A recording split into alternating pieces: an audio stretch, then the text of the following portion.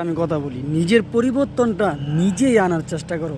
তো তুমি যদি কিছু করতে চাও, তোমার যেটা ভালো লাগে, তুমি বা যে অনেকজনের দিকে ভিডিও বানায় বা যে বানায় বানাও, কে কি বললো না বললো, ওই কি বলবে সে কি বলবে, এইসব যদি তুমি চিন্তা করতে থাকো তাহলে তুমি কিছু করতে পারবে না সিরিয়াসলি।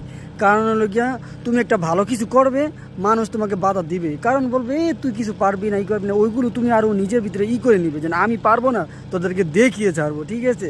তো এরকম একটা চিন্তা ভাবনা নিয়ে কাজ করতে হবে, তাহলে তুমি কিছু করতে পারবে। তো মানুষে কি বলবে না বলবে ওইগুলো ভেবে যদি তুমি কাজ ছেড়ে দাও বা তুমি না করো, তোমার যেটা ভালো লাগে ওটা তুমি যদি না করো, তাহলে তুমি কেমনে সামনের দিকে আগাবে? তোমার যে কোনো কাজকর্ম, কাজের একটা বিষয় আছে, কাজ হলো তোমার যেই কাজটা তোমার ভালো লাগতেছে, তোমার করতে ভালো লাগতেছে, ওই কাজগুলো করো, ঠিক আছে। ওই কাজের মধ্যে তুমি সাকসেস পাবে।